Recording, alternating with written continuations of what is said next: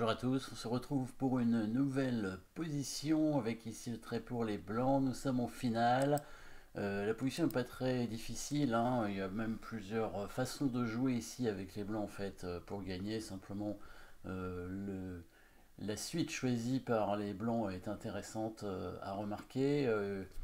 Ici, par exemple, avec ce pion passé très avancé, bien entendu, alors le coup tour et fuite pour essayer de chasser la tour et d'amener le pion à dame permet quand même cet échec de cavalier avec la prise du pion qui redéfend la tour, donc ça n'a pas l'air fameux. Par contre, ce qu'on peut faire, et c'est un bon coup, c'est une déviation, le cavalier qui fait échec ici pour forcer du coup le cavalier à prendre, et après on fait le coup tour et fuite, et du coup évidemment le pion pourra à la dame. Les noirs peuvent, est-ce qu'ils peuvent faire quelque chose? Cavalier B6 peut-être, avec l'idée sur tour prend, en D8 faire échec en D5 et essayer de récupérer le pion, mais a priori ils vont même reperdre le cavalier derrière. Donc ça devrait être gagnant dans tous les cas, hein. Il ne semble pas y avoir grand chose à faire pour les noirs dans cette position. Alors, regardons tout de même évidemment l'autre coup forcé qui a été joué par les blancs, hein. Donc vous avez vu le coup cavalier C4 qui est un échec. Et bien il y a un deuxième échec dans cette position, oui, et il est caché.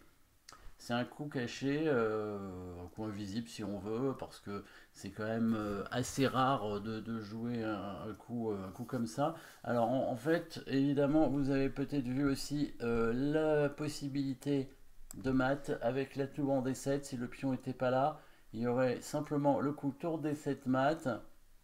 Alors ici, on pourrait par exemple faire dame, en se disant bah, s'il prend la dame on mate avec tour d7, sauf qu'il a le fameux échec ici avec le cavalier qui permet en fait de forcer le roi à s'enfuir. Alors il peut pas aller en f5 hein, parce qu'il y a le pion évidemment, et s'il va en g5, bon bah la tour prend la dame et là c'est pas bon du tout, hein. On a donné un pion pour rien, un pion important.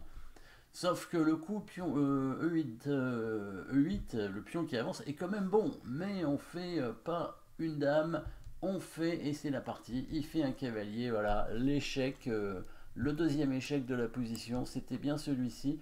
Donc le cavalier noir évidemment ne peut plus faire échec, et si la tour prend le cavalier, c'est mat avec tour D7, s'il met son roi en D5, on ferait tout simplement tour D7 échec, il n'y a pas de mat, mais on va gagner la tour 1, tour D7 échec roi E4, cavalier D6, et on récupère la tour ici avec le cavalier. Donc voilà, pour une fois, évidemment, il y avait plusieurs solutions. Le cavalier, évidemment, cavalier C4, c'était un bon coup aussi, ça permettait de gagner assez rapidement, bien entendu, mais l'autre coup, plus joli, E8 cavalier, qui est quand même assez rare en partie, hein, c'est une partie, hein, qui a été joué ici.